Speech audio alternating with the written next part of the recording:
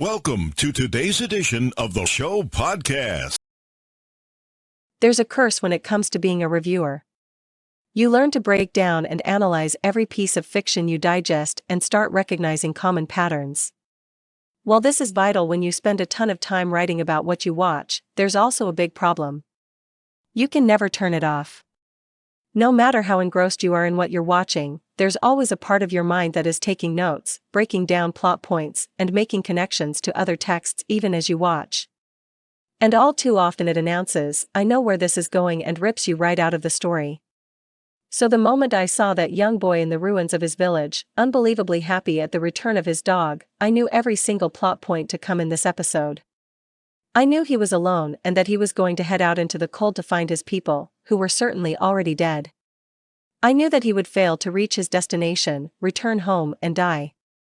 And I knew that the wolf would become the boy and travel on in his stead. But more than anything, I knew that the whole thing would be emotionally devastating to watch, and so the emotional part of my mind somehow checked out to protect itself, preventing me from losing myself in the story like I would have liked. Now that's not to say this episode did anything wrong. Predictable isn't necessarily a bad thing. There's a reason why clichés become clichés.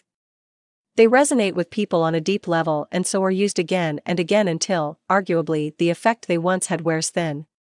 This episode followed its tragic pattern perfectly. The boy was supremely endearing with his optimism in the face of hopelessness and his willingness to risk it all for something better.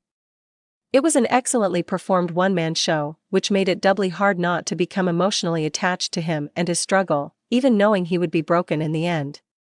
But what really gets me right in the soul, despite my subconscious attempt to protect myself emotionally, is the extra layer of tragedy to the tale that comes in retrospect. The orb, while in the wolf form, only has the intelligence of a wolf.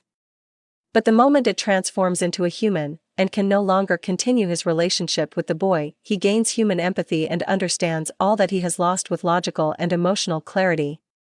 As a wolf, it was unable to appreciate and make the most of what it had in the moment.